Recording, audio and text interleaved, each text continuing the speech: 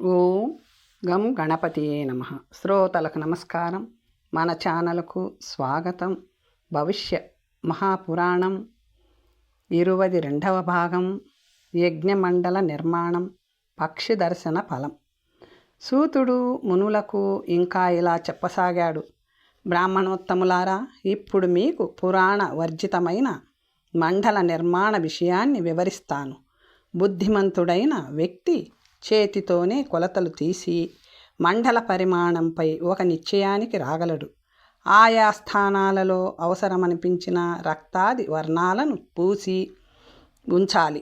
బయటి మధ్య లోపలి కోణాల్లో మండలస్థులు కాబోయే దేవతల అస్త్రాలను వ్రాసి ప్రదర్శించాలి. శంభు, గౌరీ, బ్రహ్మ, రామ, కృష్ణాది దేవతలను ఒక క్రమంలో పెట్టుకోవాలి. హద్దుగానున్న గీతకు అంగుళం పైన 2 అర్ధభాగాలను గావించి శివ, విష్ణు దేవతలను అక్కడ పరికల్పించుకోవాలి. శివయాగమైతే శివునితో మొదలుపెట్టి అందరు దేవతలను స్తుతించి విష్ణు ప్రార్థనతో పూర్తి చెయ్యాలి. అలాగే విష్ణు యాగమైతే శివునితో పూర్తి చెయ్యాలి. మండల నిర్మాణమును అధముడైన బ్రాహ్మణుని చేతగాని శూద్రుని చేతగాని చేయించరాదు. ఇక క్రౌంచ స్వరూపాన్ని వర్ణిస్తాను. అన్ని శాస్త్రాల్లోనూ దీన్ని ప్రశస్తి ఉంటుంది. ఇది గోపనీయం, అంటే రహస్యం, మామూలు విషయం కాదు. మహామధ్య కనిష్ట భేదాలతో నిధి వర్ణింపబడింది. క్రౌంచ దర్శనం వల్ల వందలాది జన్మల పాపాలు నశిస్తాయని చెప్పబడింది. మయూర, వృషభ, సింహ, క్రౌంచ, కపి వీటిని ఇంటిలో, పొలంలో, చెట్టు మీద అనుకోకుండా చూసిన వెంటనే భక్తిగా నమస్కరిస్తే బ్రహ్మహత్యాపాతకం కూడా నశిస్తుంది. ఏ జన్మనాటిదైనా వాటిని పోషించడం చాలా మంచిది. దానివల్ల కీర్తి లభిస్తుంది. దర్శనం వల్ల ధనము, ఆయువు వృద్ధి చెందుతాయి. మయూరంలో బ్రహ్మ, వృషభంలో సదాశివుడు, సింహంలో దుర్గమ్మ, క్రౌంచంలో నారాయణుడు, పెద్ద పులిలో త్రిపురసుందరి, లక్ష్మి అంశాంశ రూపాలలో ఉంటారు. వీటికి నమస్కరిస్తే వారిని పూజించినట్లే. స్నానం చెయ్యగానే ప్రతిరోజు వీటిలో ఏ ఒక్కదానిని దర్శించినా గ్రహదోషాలు నశిస్తాయి. కాబట్టి వీటిని పెంచాలి. సర్వతోభద్రమండలం అన్ని యజ్ఞాలలో అన్ని విధాల పుష్టిని ప్రదానం చేస్తుంది. సర్వశక్తిమంతుడైన ఈశ్వరుడు సాధకుల హితం కోసం ఈ ఫలాన్ని ఏర్పాటు చేశాడు. సంపూర్ణ మండలాలను సంపూర్త స్మార్త యాగాలలో సర్వతోభద్ర మండలాలను ప్రత్యేకంగా విశేష రూపంలో కోరికకు తగినట్లుగా నిర్మిస్తారు. ఎక్కడెక్కడ ఏ ఏ రంగులు వేస్తే ఏ ఏ ఫలితాలు వస్తాయో కూడా శాస్త్రంలో చెప్పబడినది. క్రౌంచ పక్షియే రామాయణ ప్రారంభానికి కారణం. రావణునికి క్రౌంచుడు, కృచుడు అనే పేర్లున్నాయి. యజ్ఞాది కర్మల్లో దక్షిణా మహత్యం, విభిన్న కర్మల్లో పారిశ్రామిక వ్యవస్థ, కలశ స్థాపన వర్ణన. మునులారా, యజ్ఞాది కార్యాలను దక్షిణారహితంగా కానీ పరిమాణ విహీనంగా కానీ ఎన్నడూ చేయరాదు. శాస్త్రంలో చెప్పబడిన కొలతలను పాటించకపోతే నరకం ప్రాప్తిస్తుంది. విధిజ్ఞులనే, అంటే పద్ధతి తెలిసిన వారినే ఆచార్య, హోత, బ్రహ్మ, సహయోగి పదవులలో పెట్టుకోవాలి. విరటము లేదా కౌడి అంటే గవ్వ, ఇవి 80 అయితే ఒక పణం, 16 పణాలొక పురాణ, 7 పురాణాలొక రాజముద్ర, 8 రాజముద్రలొక స్వర్ణముద్ర. ఈ స్వర్ణముద్రలనే యజ్ఞ ప్రారంభంలో దక్షిణగా ఇవ్వాలి. పెద్ద ఉద్యానాల ప్రతిష్ఠా యజ్ఞంలో 2 కుపోత్సర్గంలో అర్ధ తులసి ఉసిరిక యాగంలో 1 చొప్పున సువర్ణ ముద్రలను దక్షిణగా ఇవ్వడం శాస్త్ర విహితం. 1,00,000 హోమంలో 4 కోటి హోమ దేవ ప్రతిష్ఠ ప్రాసాద ఉత్సర్గలలో 18 సువర్ణ ముద్రలను దక్షిణగా ఇవ్వడం విధి విధానం. తటాక, పుష్కరిణి యాగాలకు అర్ధ సువర్ణ ముద్రలనివ్వాలి. మహాదాన దీక్ష, వృషోత్సర్గ గయా శార్ధాలలో ఎవరి వైభవానికి తగినట్లు వారు దక్షిణలివ్వాలి. మహాభారత శ్రవణానికి 80 గ్రహయాగ ప్రతిష్టా కర్మ, 1,00,000 హోమ, ఆయుత హోమ, కోటి హోమ కార్యాలలో వందేసి రత్తి గురిగింజ లెత్తు స్వర్ణాన్ని దక్షిణ రూపంలో ఇవ్వాలి. ఈ విధంగా శాస్త్రం నిర్దేశించిన పాత్రత గల వ్యక్తికే దక్షిణనివ్వాలి. అపాత్రదానం నిష్ఫలదాయకం. వ్రతాలలో కూడా దక్షిణలివ్వాలి. దక్షిణలివ్వకుండా ఫలితం రాదు. ఒక యజ్ఞ కార్యానికి కానీ మరి దేనికి కానీ బ్రాహ్మణుని వరణం చేయగానే, అంటే ఎంచుకొని నియమించుకోగానే ఆయనకు రత్నాలు, బంగారము, వెండి మున్నగు వాటిని దక్షిణగా సమర్పించుకోవాలి. వస్త్రభూదానాలు కూడా శాస్త్రవిహితమే. విధానానుసారము దక్షిణలిచ్చుకునే సామర్థ్యం లేనివారు యజ్ఞకార్య సిద్ధి కోసం దేవప్రతిమ, పుస్తకం, రత్నం, ఆవు, ధాన్యం, నువ్వులు, రుద్రాక్షలు, పండ్లు మున్నగు వాటినైనా సమర్పించుకోవచ్చును. యజ్ఞపాత్ర విషయానికొస్తే కామ్య హోమాలలో ఏకముష్టి పూర్ణ పాత్ర విధానం ఉన్నది. 8 పిడికిళ్ళు అన్నమును కుంచిక అంటారు. ఈ ప్రమాణంలోనే పూర్ణ పాత్రలను తయారు చేసి ద్వార ప్రదేశంలో స్థాపించాలి. కుండలములు నిర్మించే పారిశ్రామిక విధి ఈ విధంగా ఉంటుంది. నలుచెదరపు కుండానికి రౌప్యాది, సర్వతోభద్ర కుండానికైతే 2 రౌప్యాలు, మహాసింహాసనానికి 5 రౌప్యాలు, సహస్రార మేరు పుష్ట కుండలాలకు 1 బైల 4 రౌప్యాలు, మహాగుండ లేదా కుండానికి ద్విగుణిత స్వర్ణపాదాలు, వృత్తకుండానికి 1 రౌప్యము, పద్మకుండానికి 1 వృషభము, అర్ధచంద్ర కుండానికి 1 రౌప్యము, యోనికుండ నిర్మాణంలో 1 ధేను, 4 మాసెల స్వర్ణము, శైవయాగంలో ఉద్యాపనలో 1 మాస స్వర్ణము, ఇష్టకాకరణంలో ప్రతిదినము 2 పణాల చొప్పున పారిశ్రామికమివ్వాలి. ఖండకుండం అర్ధగోళాకారం, నిర్మాతకు 10 వరాటాలు, అంతకంటే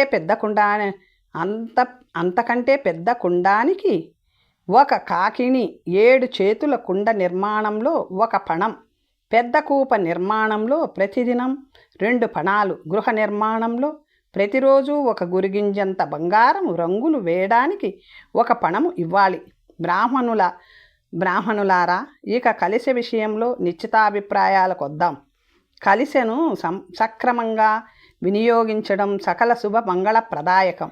యాత్రలలో కూడా దీనివల్ల సిద్ధి ప్రాప్తిస్తుంది. కలిసెలలో 7 కానీ 5 కానీ అంగాలుంటాయి. కలిసెలలో కేవలం నీరు పోయగానే సరిపోదు. అందులో అక్షతలతో, పూలతో దేవతల ఆవాహనం, పూజనం కూడా 1 భాగం. అలా చేయనివాని కలిసె నిష్ఫలం. మర్రి, అశ్వత్థ, ధవ, బిల్వ వృక్ష పల్వాలను అంటే చిగురుటాకులను కలిసెపై ఉంచాలి. బంగారం, వెండి, రాగి, మట్టి దేనితోనైనా కలిసెను నిర్మించుకోవచ్చును. అభేద్యంగా, నిశ్చిద్రంగా, కొత్తగా, సుందరంగా, ఎల్లప్పుడూ జలపూరితంగా కలిసెం ఉండాలి. కలిసె నిర్మాణంలో కూడా నిర్దిష్టమైన కొలతలు ఉంటాయి. వాటిని పాటించాలి. ఏ చోట దేవతా ఆవాహన చేస్తామో ఆ చోట ఈ కలిశాలను ఉంచేయాలి. ఇంట్లో వాడుకోకూడదు. అలా చేస్తే కలిసె ద్వారా మనకి రావలసిన ఫలాన్ని రాక్షసులు అపహరిస్తారు. 1 స్వస్తిక గుర్తును వేసి దానిపైనే కలిసె నుంచి నిర్దిష్ట విధిలో వరుణాది దేవతలను ఆవాహనం చేసి పూజ చేస్తే సకల సత్ఫలితాలు వనకూడుతాయి. చతుర్విధ మాస వ్యవస్థ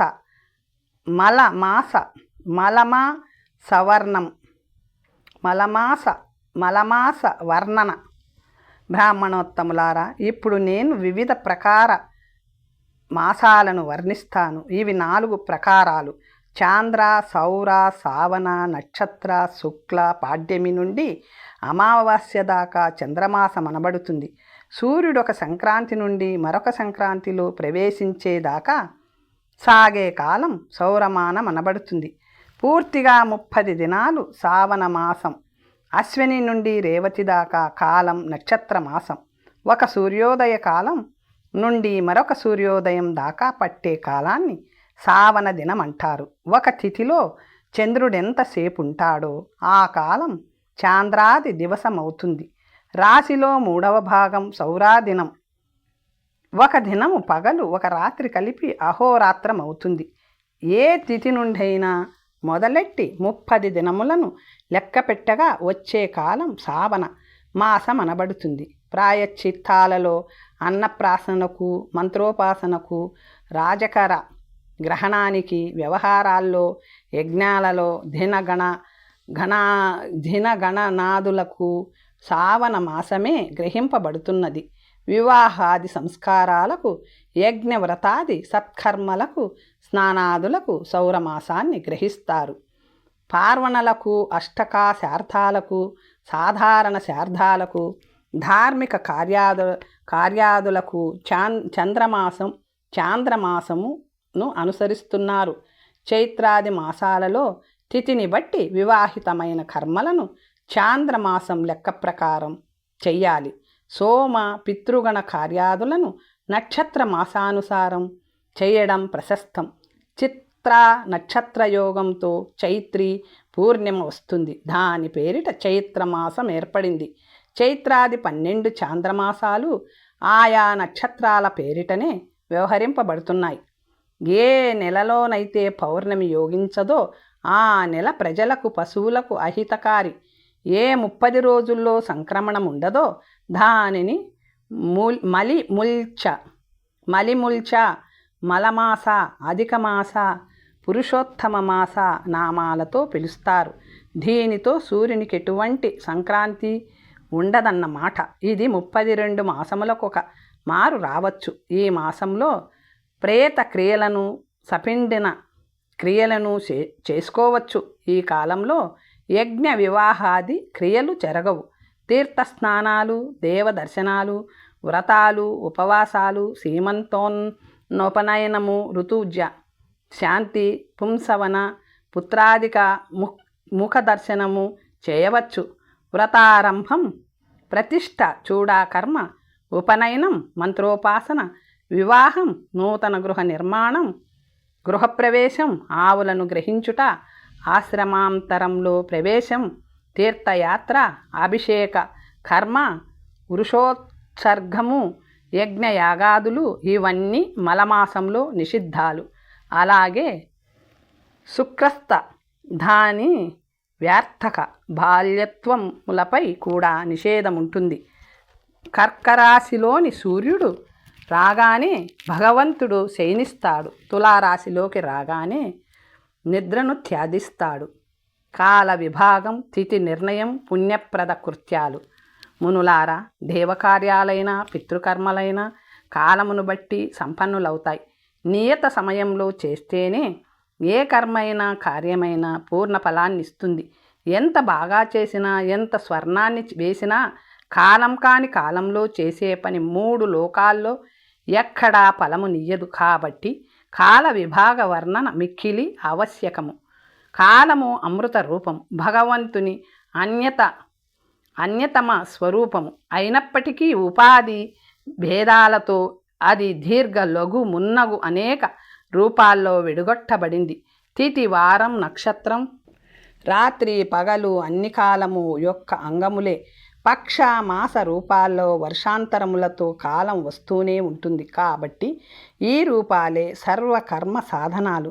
సమయాన్ని పట్టించుకోకుండా స్వతంత్రంగా ఏ కర్మని చేపట్టరాదు.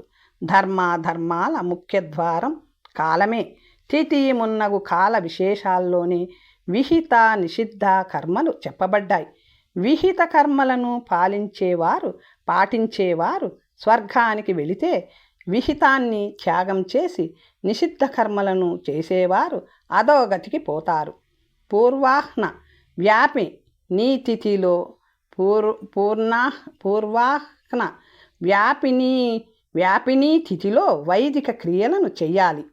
ఏకోదిష్ట ఒక్కరి కోసమే శార్థాలను మధ్యాహ్న స్థితిలోనూ, పార్వణ శార్ధాన్ని అపరాహ్న వ్యాపినీ తిథిలోనూ పెట్టాలి. వృద్ధి శార్ధాదులను ప్రాతకాలంలో చెయ్యాలి. బ్రహ్మదేవుడు దేవతలకు తిథులతో పాటు పూర్వాహ్న కాలాన్ని, పితృదేవతలకు అపరాహ్నాన్ని ప్రసాదించాడు. కాబట్టి దేవతార్చనలన్నీ పొద్దునే సాగాలి. కర్వ, దర్ప, హింస్రాలని తిథులు 3 విధాలు. లఘితములు కర్వలని, తిథి వృద్ధికరాలు దర్పలని, తిథి హానికరాలు హింస్రలని పెద్దలంటారు. కర్వ దర్పాలను పరంలోనూ హింస్రాలను పూర్వంలోనూ తీసుకోవాలి. శుక్లపక్షంలో పరతిథులు, కృష్ణపక్షంలో పూర్వతిథులు గైకొనబడతాయి. సూర్యభగవానుడు ఉదయించినప్పుడు ఉండే తిథి స్నానదానాది కృత్యాలకు ఉచితమైనది. సూర్యుడు అస్తమించడానికి ముందు 10 గడియల పాటు ఉండే తిథిని దినరాత్రి తిథిగా పరిగణించాలి. ఏ పక్షములోనైనా ఏ రకం తిథి అయినను హింస్ర తప్ప దాని పరిధి ముగిసేదాకా సూర్యుడు అస్తమించకుండా ఉంటే ఆ తిథి పితృకార్యాలకు గ్రాహ్యమే. ఒకవేళ 2 దినాల్లో వరుసగా మధ్యాహ్నకాల వ్యాపిని తిథులు వస్తే అస్తపర్యంతం ఉండే మొదటి తిథి శార్థాది కర్మలను విహితం. విధియ, తదియ, చౌతి, పంచములతో యుక్తమైతే ఇవి పుణ్యతిథులుగా భావింపబడతాయి. అలా కాకపోతే పుణ్య వ్యతిరేకాలవుతాయి.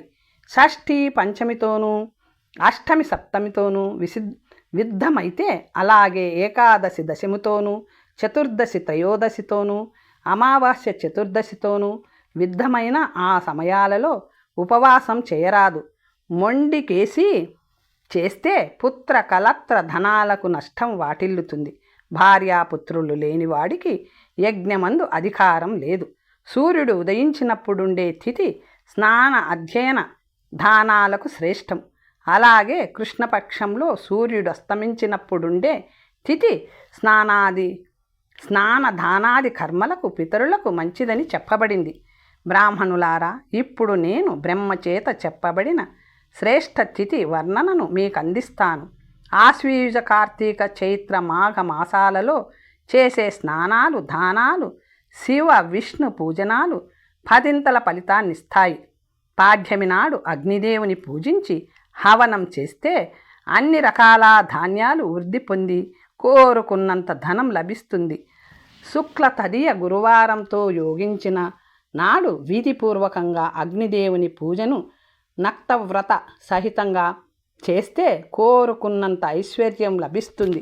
మిథున, ఆషాఢ మరియు కర్కాటక, శ్రావణ రాశిలో సూర్యుడుండగా వచ్చే విధియనాడు ఉపవాసం చేసి విష్ణు పూజను విధివత్తుగా గావించే స్త్రీకి ఎన్నటికీ వైధవ్యము ఉండదు.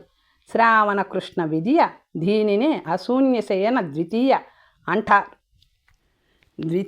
అంటారు. నాడు గంధ పుష్ప వస్త్రాదులతో వివిధ నైవేద్యాలతో లక్ష్మీనారాయణులను పూజించిన దంపతులకు సకల సంపదలు దక్కుతాయి. వారి మధ్య ఎడబాటు అనేదే ఉండదు.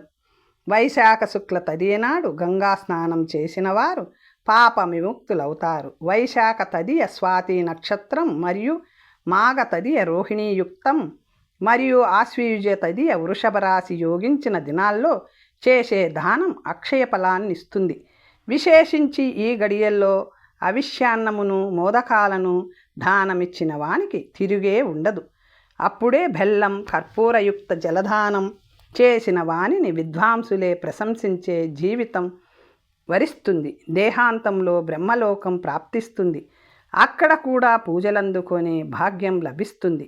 బుధవారం శ్రవణ నక్షత్రయుక్త తదియ అయితే ఆనాడు చేసే స్నాన ఉపవాసాలు అత్యంత అనంత ఫలదాయకాలవుతాయి. చవితి నాడు మోదకాలతో భక్తిపూర్వకంగా గణేశుని పూజిస్తే విఘ్నాలన్నీ పూర్తిగా నశించి సకల ఇచ్ఛాపూర్తి చేకూరుతుంది.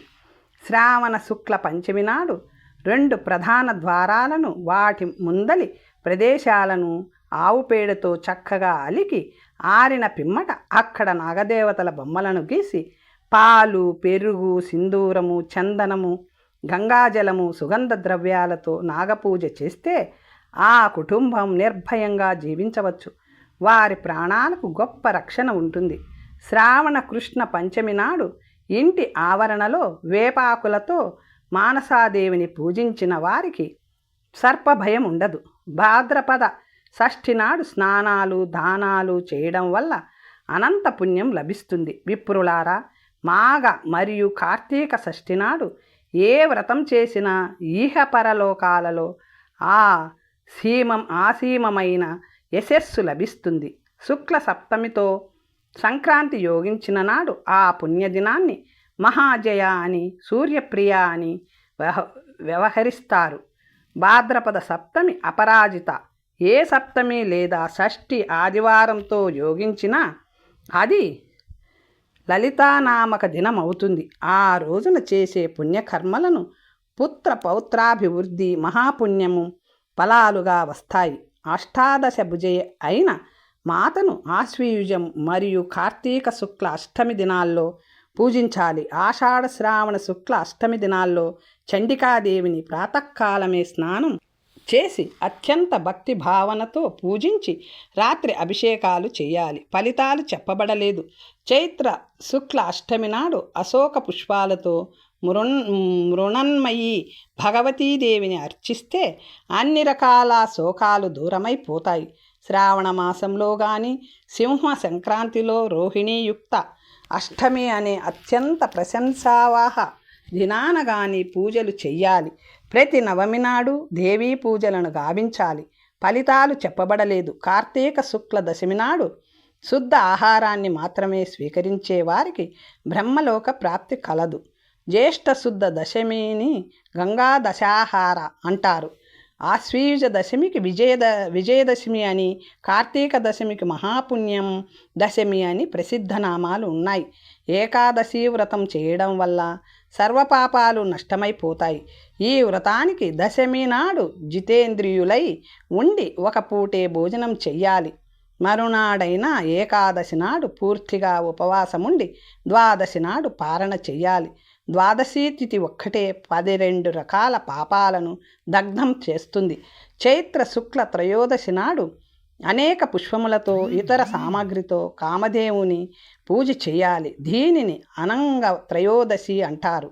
చైత్ర కృష్ణ అష్టమి శనివారం పడిన శతభిష నక్షత్రంతో యోగించిన ఆ రోజు గంగలో స్నానం చేస్తే వేల కొలది సూర్యగ్రహణ పూజలు చేసిన ఫలం దక్కుతుంది. అలాగే ఈ మాసంలోనే కృష్ణ త్రయోదశి శనివారం పడిన శతభిషంతో యోగించిన దానిని మహీవారుణి పర్వదినం అంటారు. ఈరోజు చేసే స్నాన దాన శార్థాలకు అక్షయ ఫలాలుంటాయి. చైత్ర శుక్ల చతుర్దశిని దంబభంజని అంటారు. ఈరోజు ఉమ్మెత్త వేరుతో కామదేవుని పూజిస్తే ఉత్తమ స్థానం ప్రాప్తిస్తుంది. అనంత చతుర్దశి వ్రతం సంపూర్ణ పాపనాశకం. భక్తిపూర్వకంగా దీనిని ఆచరించే వారికి అనంత సుఖాలు లభిస్తాయి. ప్రేత చతుర్దశి లేదా యమ చతుర్దశి నాడు తపస్సులైన బ్రాహ్మణులకు భోజనాలు పెట్టి దానాలు చేసిన వానికి యమలోక ప్రవేశం ఉండదు. పాల్గొన కృష్ణ చతుర్దశి శివరాత్రి అను పేర ప్రసిద్ధగాంచి ఉన్నది. అది అన్ని అభిలాషలను నెరవేర్చే పుణ్యదినం. ఈ దినము 4 జాములలోనూ స్నానాలు చేసి భక్తి పురస్సరంగా శివారాధన చెయ్యాలి. చైత్ర పూర్ణిమ, చిత్తా నక్షత్రం, గురువారం ఈ 3 కలిసి వచ్చిన అదృష్టాన్ని మహాచైత్రి అంటారు. అది అనంత పుణ్యప్రదాయిని.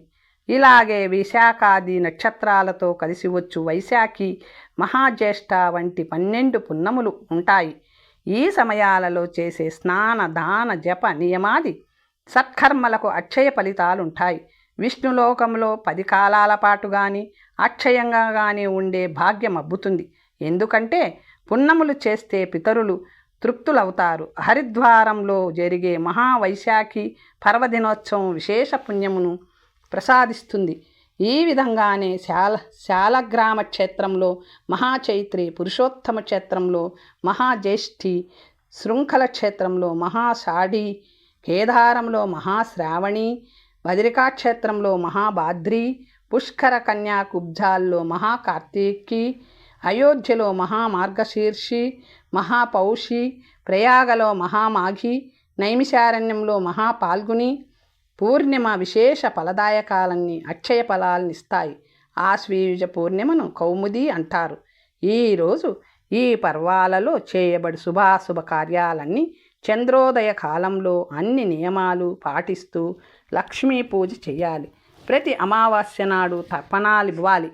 శార్ధకర్మలు చేయాలి. కార్తీక అమావాస్య నాడు ప్రదోష సమయంలో లక్ష్మీ పూజను విధివత్తుగా చేసి ఆ తల్లి ప్రీతికై దీపాలను ప్రజ్వలింప చేయాలి. నదీ తీరాన్ని, పర్వతాలను, గోశాలను, శ్మశానాన్ని, వృక్షమూలాలను, కూడళ్లను, ఇంటిని దీపాలతో అలంకరించాలి. గోత్ర ప్రవరలు ఎందుకు తెలియాలి? బ్రాహ్మణులారా, గోత్ర ప్రవరలను నాన్ననో గురువుగారిలో అడిగి తప్పక తెలుసుకొని ఉండాలి. శాస్త్రం ద్వారా కూడా తెలుసుకోవలసి ఉంటుంది. గోత్ర ప్రవరల ప్రసక్తి లేకుండానే కర్మలు చేసి వేస్తే విపరీత ఫలితాలు వచ్చే ప్రమాదం ఉంది. కశ్యప, వశిష్ఠ, విశ్వామిత్ర, అంగీరస, చవ్యన, మౌకున్య, వత్స, కాత్యాయన, అతాస్థ్యాది అనేక గోత్ర ప్రవర్తక ఋషులున్నారు. గోత్రాల్లో 1, 2, 3, 5 మున్నగు ప్రవరలుంటాయి. సగోత్ర వివాహాలు నిషిద్ధాలు. ఎవరి గోత్రాలను వారు, ఎవరి ప్రవరను వారు చెప్పేవారు. దొరక్కపోతే శాస్త్రాలలోనూ శాస్త్రాంతరాలలోనూ చూసి తెలుసుకోవాలి. వీటిపై గోత్ర ప్రవర నిబంధ కరంభాది స్వతంత్ర గ్రంథాలు ఉన్నాయి. మత్స్యపురాణ 195, 205 అధ్యాయాలలోనూ, స్కాంద పురాణాంతర్గత బ్రహ్మ మహేశ్వర ఖండాలలోనూ ఈ విషయమై విస్తృత చర్చ చేయబడినది. నిజానికి ఈ జగత్తంతటా ప్రాణికోటి కశ్యపుని నుండియే ఉత్పన్నమైనది కాబట్టి తమ గోత్ర ప్రవర జ్ఞానం లేనివారు కశ్యప గోత్రం తమదని భావించుకొని పూజలు చెయ్యాలి. వాస్తు పూజా విధానం.